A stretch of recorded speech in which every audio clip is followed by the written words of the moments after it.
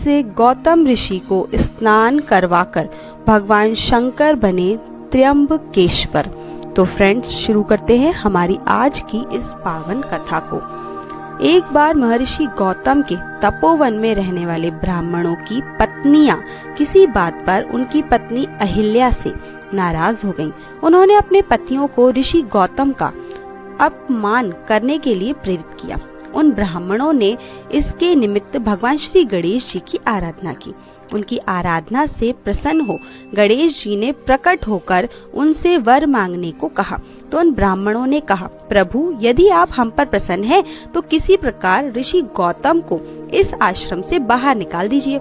उनकी यह बात सुनकर गणेश जी ने उन्हें ऐसा वर मांगने के लिए समझाया, किंतु वे अपने आग्रह पर अटल रहे। अतः गणेश जी को विवश होकर उनकी बात माननी ही पड़ी। अपने भक्तों का मन रखने के लिए वह एक दुर्बल गाय का रूप धारण करके ऋषि गौतम के खेत में जाकर रहने लगे। गाय को फसल चरते देखकर ऋषि बड़ी नरमी के साथ हाथ में तृण लेकर उसे हाँकने के लिए लपके। उस तृण के स्पर्श होते ही वह गाय वहीं मरकर गिर पड़ी। अब तो बड़ा हाहाकार मच गया। सारे ब्राह्मण एकत्रित हो गए। गौ हत्यारा कहकर ऋषि गौतम की बुराई करने लगे। ऋषि गौतम इस घटना से बहुत आश्चर्यचकित और दुखी थे। अब उन सारे ब्राह्मणों ने कहा कि तुम्हें यह आश्रम छोड़कर कहीं और चले जाना चाहिए। गौ हत्यारे के निकट रहने से हमें भी पाप लगेगा। विवश होकर ऋषि गौतम अपनी पत्नी अहिल्या के साथ वहां से एक कोस दूर जाकर रहने लगे, किंतु उन ब्राह्मणों ने वहां भी उनका रहना दूभर कर दिया। वह कहने लगे, गौ हत्या के कारण तुम्हें अब वेद पाठ और यज्ञादि करने का कोई भी अधिकार नहीं है। अत्यंत तुम ऋषि गौतम उन ब्राह्मणों से प्रार्थना करो, आप लोग मेरे प्रायश्चित और उद्धार का कोई उपाय बताइए।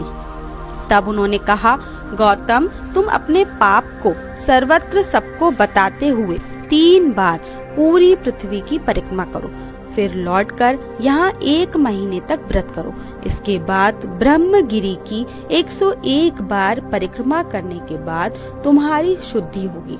अतः यहाँ गंगा जी को लाकर उनके जल से स्नान करके 1 करोड़ पार्थिव शिवलिंगों से शिवजी की आराधना करो। इसके बाद पुनः गंगा जी में स्नान करके इस ब्रह्मगिरी की 11 बार परिक्रमा करो। फिर 100 घड़ों के पवित्र जल से पार्थिव शिवलिंग को स्नान कराने से तुम्हारा उद्धार होगा और तुम गौ हत्या के पाप से मुक्ति भी पालोगे। ब्राह्मणों के कथानुसार महर्षि गौतम वह सारे कार्य पूरे करके पत्नी के साथ पूर्णतः तल्लीन होकर भगवान शिव की आराधना करने लगे।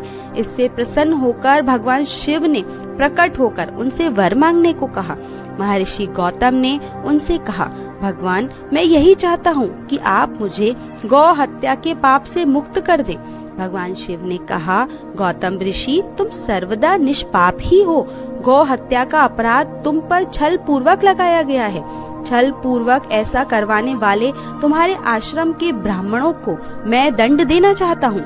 इस पर महर्षि गौतम ने कहा, प्रभु, उन्हीं के निमित्त से तो मुझे आपके दर्शन प्राप्त हुए हैं। अब उन्हें मेरा परहित समझकर उन पर आप क्रोध न करें। बहुत से ऋषियों, मुनियों और देवगणों ने वहां एकत्र हो गौतम की बात का अनुमोदन करते हुए भगवान शिव से सदा वहां निवास करने की प्रार्थना की। वे उनकी बात मानकर वहां त्र्यंबकम ज्योतिर्लिंग के नाम से स्थित हो गए। गौतम जी द्वारा लाई गई गंगा जी भी वहां पास में गोदावरी नाम से प्रवाहित होने लगी। यह ज्योतिर्लिंग समस्त पुण्यों को प्रदान करने वाला है। तो दोस्तों, इस वीडियो को लेकर आपकी क्या राय है, हमें नीचे कमेंट बॉक्स में जरूर बताएं।